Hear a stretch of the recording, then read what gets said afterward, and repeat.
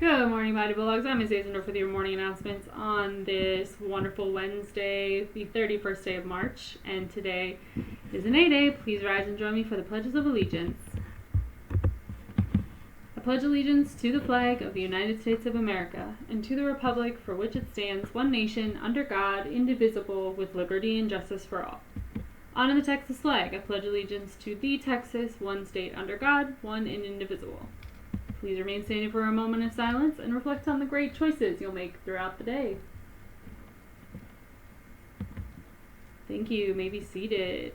We have a few different birthdays today. 3 10th graders, Leslie Gomez Silva, Ada Sandres, Jennifer Gutierrez Dominguez, and Marbella Victoriano Bautista, a 7th grader. If you see these students, or if you want to send them a Teams message to say happy birthday, that would be lovely. Happy birthday to all of you. Here are the semester exam incentives. We want to make sure that you are working hard, but also that you are rewarded. So if you meet these goals, you will get these things. Similarly, I know a lot of you have already tested, and we are continuing to have tests today and tomorrow. If you are in school, you can wear a free dress, no ripped jeans, please, and we encourage you to test in person. The upcoming stars are for writing English and English. Please make sure that you are preparing and you know what is expected of you on the day of the star. Your teacher will be telling you, but you've been working hard for this, so have your teacher. So make sure you know the logistics and you show up. If you're struggling with anxiety, if you just need support or just want to hang out with a group, please message Miss Deborah Williams to get into the anxiety group. You'll learn some good stuff on how to slow your thoughts, prioritize, and reduce stress. And now some messages from the National Honor Society. Shout out to the students working on these things. We really appreciate it, and you are making our school better. It's okay to not be okay. I have a few talking points from NHS related to this slide that they wanted to share with you. One being that it's important to be understanding both for yourself and others, and it's also important to treat yourself with kindness and choose empathy for yourself and for others. Be the change that you want to be. Another thing to think about is not turning to drugs. Drugs can be very addicting and they don't solve problems long term. Often drugs are a short-term relief or temporary good feelings with long-term consequences when often other solutions are needed. And finally, remember that we are all here for you. One thing that experts are concerned about during the pandemic is the increase in the number of adults and young adults responding or reporting symptoms of depression and other mental health challenges as a result of the pandemic. So it's really important, and I will get a better picture for you so you can see this, but it's important that you know the signs and that you know who you can reach out to for help. Definitely, if you are struggling, contact somebody that you trust here at school or at home. And NHS also wanted to share a video with you. So I'm going to stop talking and we'll watch this video.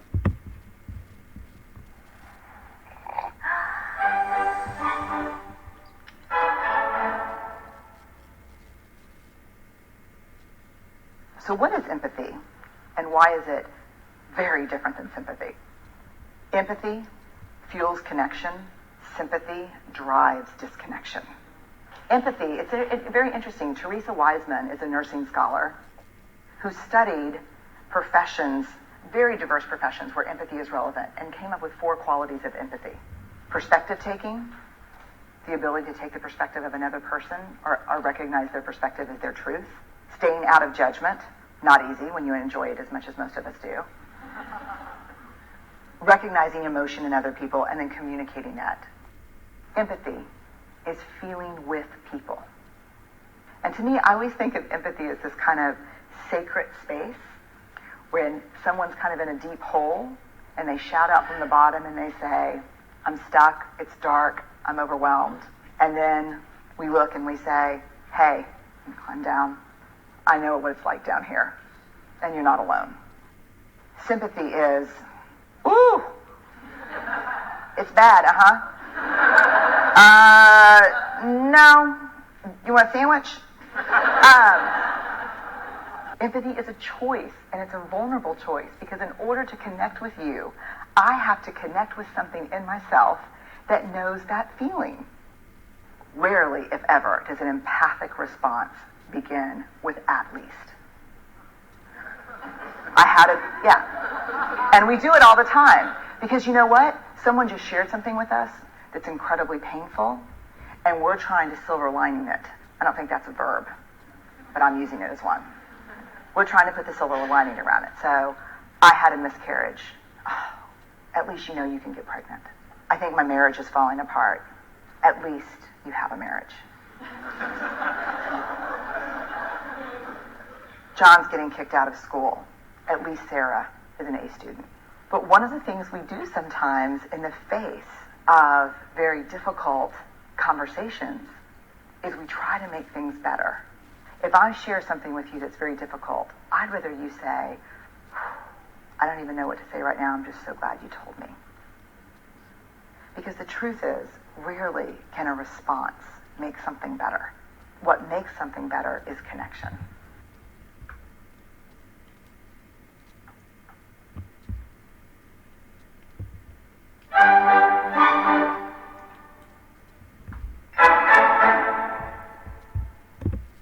Thank you to NHS for sharing that with us. Another reminder of stress relief kits. You can get a kit for yourself or a friend, and they are free. You just need to do the form. So if you go to that tiny URL, you will be signed up for a stress kit, and you can get one. Also, family surveys and student surveys, we always want to do better and be better. So in order to do that, it's important that we understand how you feel about what we're doing. So please go to that link, enter your password, and tell us how you feel. We still are mostly looking for little buddies, so if you would still like to be a big buddy, I think it's open, but what we're really looking for is little buddies. So this is not just an opportunity to get to know another student, which is a great reason, but you can also get tutoring, you can get community service hours, there's just a lot of benefits. So we're looking for more 9th and 10th graders to sign up. You can sign up at that link.